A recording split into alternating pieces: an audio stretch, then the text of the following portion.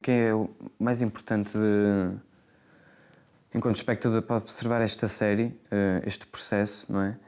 É mesmo entender o estágio metamorfósico em que se encontra, não é? E que, para além de se encontrar para nós atores, técnicos, realizadores e tudo mais, também deve ser para o espectador, e eu acho que é muito bom e que nós concretizamos isso muito bem, que é a mudança constante do produto, não é?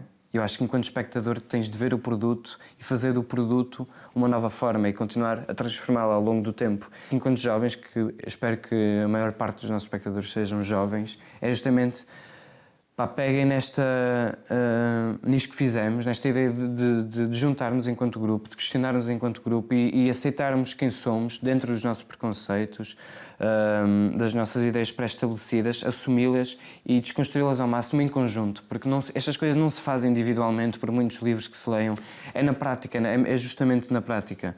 Vem de Macelada, venho de colher macela. Vem de Macelada, venho de colher macela. Lá dos campos do castelo, daquela mais amarela. Vem de Macelada, vem de Macelada. Eu sou Vicente, sou do Porto. Eu sou português e cigano e a ligação que eu tenho com o episódio é extremamente direta porque eu vivo sobre esta dita dualidade num meio cigano e num meio não cigano.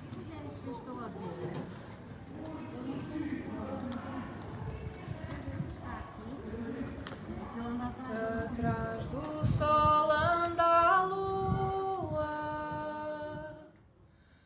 atrás da lua o luar, atrás de mim andas tu, maroto para me enganar.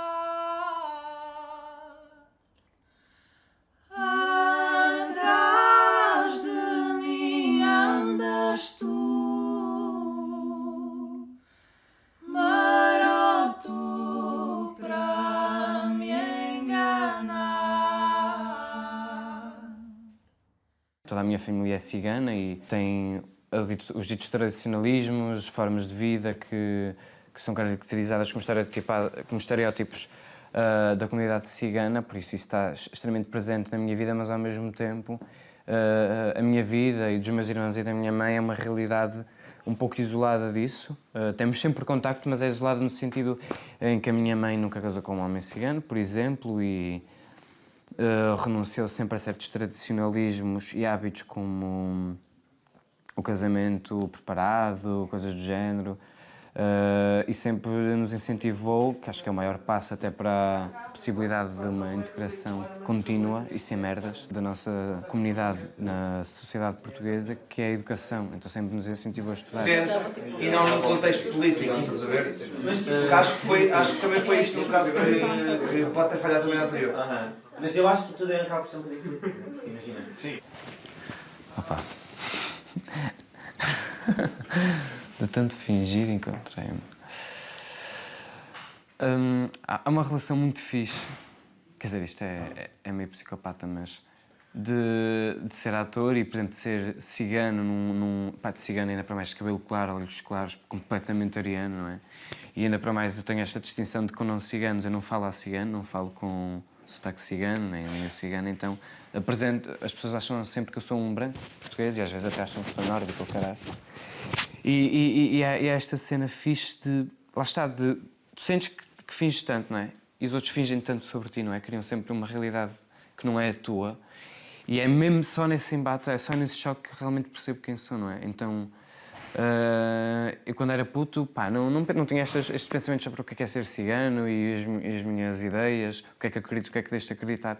Mas quando, cada vez mais que me senti confrontado com isso, não é? De ser identificado pelo que eu não sou, é que comecei a fazer esse tipo de reflexões. Então, de tanto fingir, não é? E de tanto sentir-me fingido, encontrei-me verdadeiramente, porque foi por isso que eu comecei a pensar quem é que eu sou, quem é que é o Vicente. E quando comecei a estudar teatro no secundário, no Porto, eu comecei a pôr essas questões e a fazer mesmo esse exercício de pensar o que é ser cigano? O que é ser cigano aqui? E o que é ser cigano ali? Ontem fui cigano e hoje fui cigano e para começar a perceber. Então acho que cada vez mais, fiz 20 anos há pouco tempo, começo a conseguir perceber bem o que é o Vicente. Por isso, quando perguntas o Vicente, eu só sei te dizer isso, porque na realidade o Vicente reservado é o Vicente pá, que está, fica a pensar nessas coisas. O Vicente definiu um pouco qual era o tom desta série. Nós estávamos à espera que ele falasse sobre a condição de ser cigano e na primeira entrevista ele define-se como um espião. Demasiado cigano para ser branco, demasiado branco para ser cigano. Nós pegámos nesse exemplo e construímos o próximo exercício. E se abandonarmos as nossas convicções? Se suspendermos o nosso ativismo? Se formos espiões? Se procurarmos o preconceito dentro? Se eu soubesse namorar, como Bom dia. Declaro abertos os trabalhos da 35ª sessão da primeira reunião do Tribunal de Júri da Câmara de Lisboa do mês de março de 2021. Vai ser submetido a julgamento o réu Joel Bisaide Caramelo, acusado de espionagem e fraude identitária.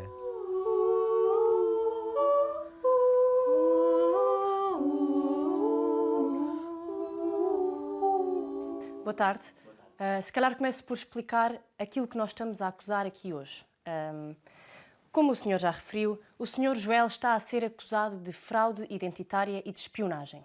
No caso específico do senhor Caramelo, quer dizer que se faz passar por um homem branco, heterossexual, neste mundo ocidental e que vive uma vida privilegiada, e depois assume-se como cigano. Muito bem. Peço ao réu que se queira responder. Ora, bom dia.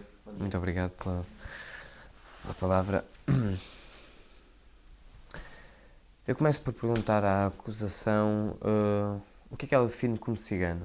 E também pergunto-lhe o que é esta ideia de conflito de interesses entre a comunidade cigana, que é portuguesa também, é necessário esclarecer, com a dita comunidade branca portuguesa. Esta acusação define mais uma vez o que é este sistema que se tem vindo a ver ao longo de séculos e que se perpetua diariamente em comportamentos como estes, a invalidar a minha existência enquanto cidadão português simplesmente pela minha identificação étnica. Por isso eu pergunto-lhe o que é para ela ser cigano e quais são os conflitos de interesses que estão aqui em causa e porquê espionagem. Bom dia a si, bom dia a todos aqui presentes, bom dia ao Sr. Caramelo também. Eu sinto-me aqui pessoalmente atacado. Este senhor sei muito bem, os pais deste senhor, na zona onde eu habito, com a minha família, onde pago impostos, estes senhores montaram uma empresa concorrente à minha com roupa de baixa qualidade.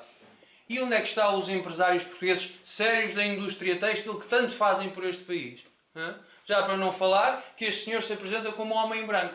Eu vou ter senhores que se apresentem como homem branco a aparecer-se assim e a serem vistos igual a este senhor que se apresenta aqui à sua frente.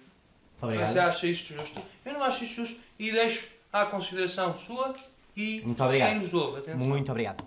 Quero ouvir mais testemunhas?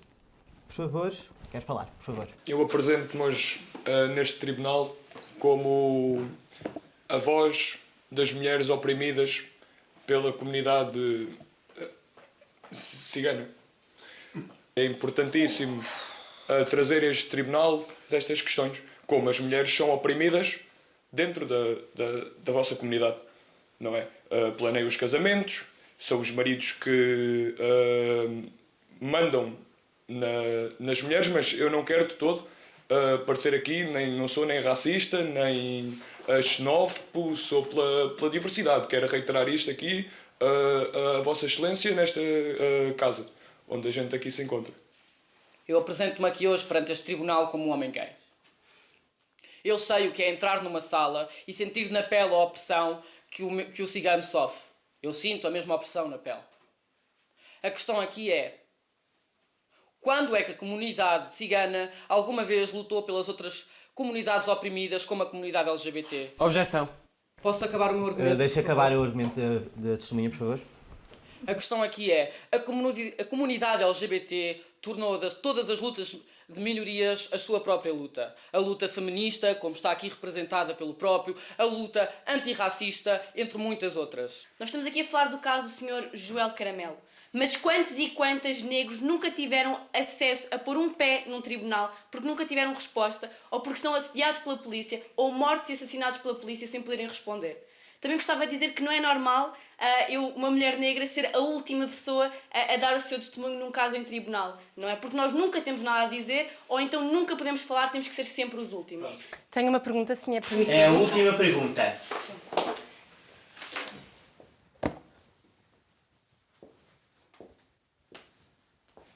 Senhor Caramelo, porquê é que se identifica enquanto cigano quando não há necessidade? Se calhar o senhor conseguiu abrir uma empresa porque não andou por aí a dizer que era homossexual. Porquê é que usa isso como um trunfo de oprimido? Em vez de fazer a sua vida normal, como todos nós fazemos todos os dias. Eu não vim para aqui dizer as minhas origens. Não disse que nasci na Madeira. Eu sei o que é vir de um sítio e ter um sotaque e toda a gente gozar comigo. Uso isso como trunfo e digo que sou oprimida? Não. É exatamente isto que estamos a falar. É necessário dizer de onde vimos e de onde somos para poder triunfar na vida? Não será melhor tentar esquecer e avançar em vez de ficar nos traumas do passado?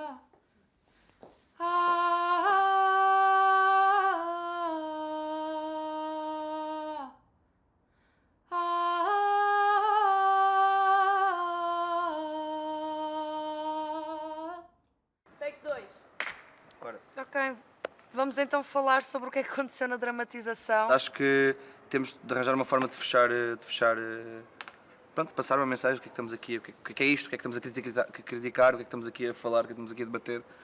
E acho que é um bocado mais por aí que nos devemos orientar. Mas... Todas as pessoas que estão sentadas a esta mesa são pessoas minimamente informadas e conhecem as causas de longe ou de perto que estamos a retratar, e foi super interessante de nós explorarmos os nossos próprios preconceitos enquanto as personagens que estávamos a fazer e usá-los como mecanismo de ataque para uma coisa que se calhar nós nem sequer acreditamos tanto. O símbolo de termos o Vicente sozinho contra todas estas pessoas e contra todos estes mecanismos, acho que foi um símbolo muito importante de ver representado, e lá está, também foi um exercício super interessante para nós conseguirmos perceber o preconceito que existe dentro de nós e como é que nós ainda olhamos esta máquina todos os dias, querendo ou não querendo.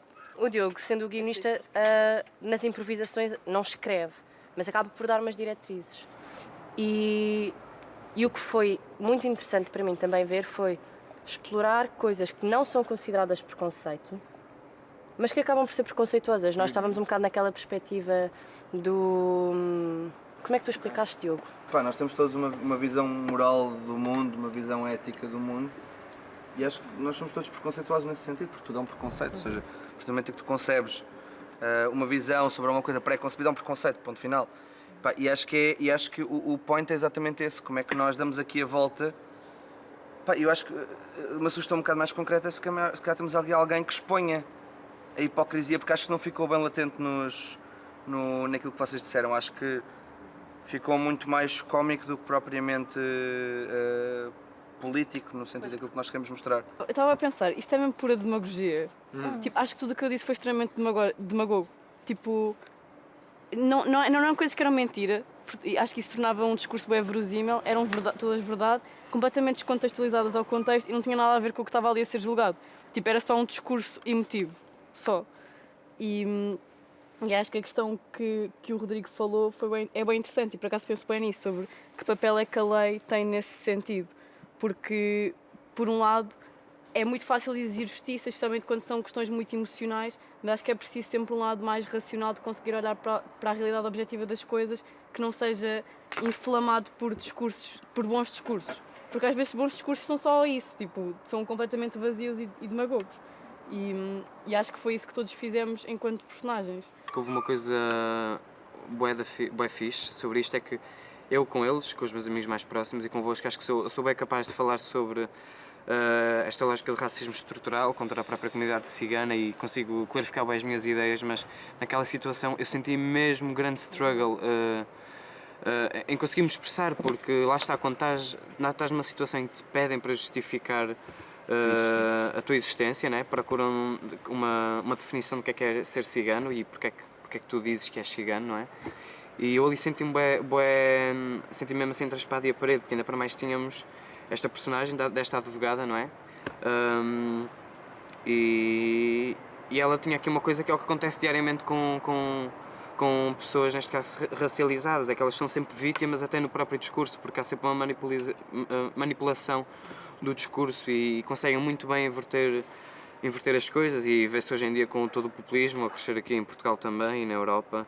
E é mesmo brutal, porque eu conheço imensas pessoas, às vezes até vejo a minha própria mãe, que ela é ativista cigana, e ela fica assim com um grande struggle, porque é mesmo um confronto gigante, pá, tens de chegar a um sítio e teres de dizer o porquê que te identificas assim, ou porquê, o que é que isso significa, pá, quando isso não tem de explicar absolutamente nada, não tem significação absolutamente nenhuma, mas quando te ponha nessa posição de teres de explicar, invalidam a tua existência enquanto parte de um coletivo, não é? Há uma frase que eu vi no documentário de James Baldwin e fiquei sempre a pensar sobre isso, porque há uma altura em que ele está a falar sobre a sua experiência de ser negro nos Estados Unidos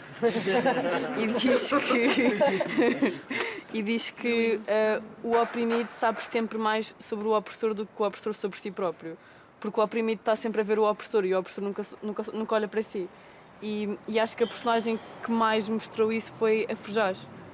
Acho que a Forjás devia ser julgada. Sim. E não no sentido de julgar o branco, mas ela é isso, ela é a pessoa que junta pessoas contra a igualdade, quando finge que é essa a causa dela.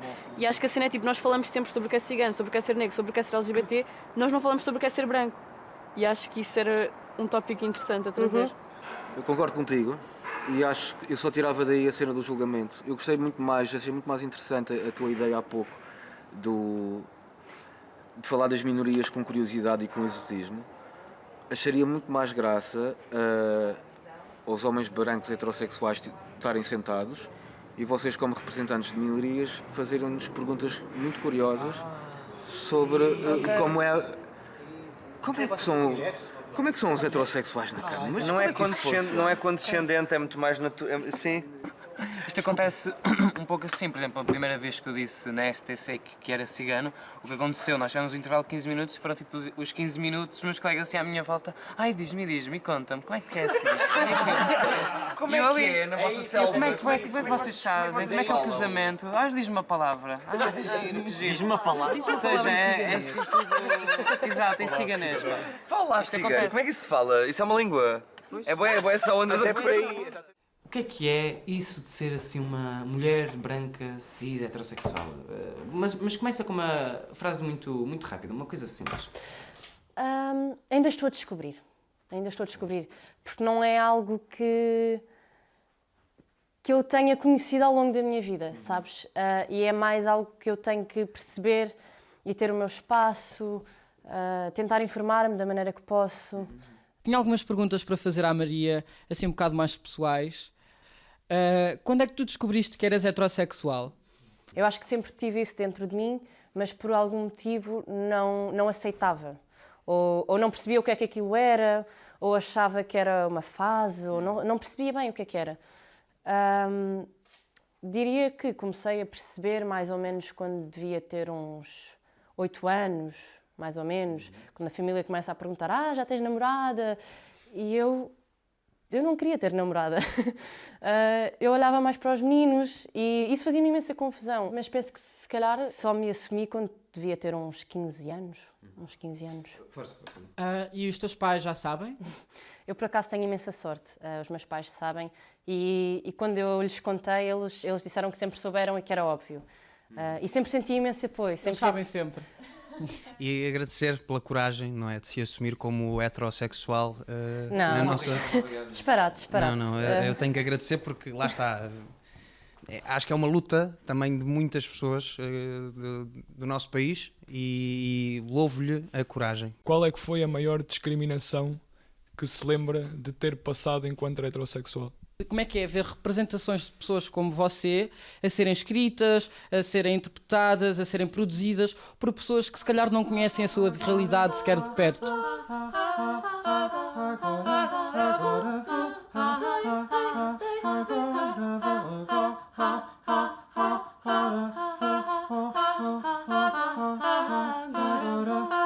Agora vou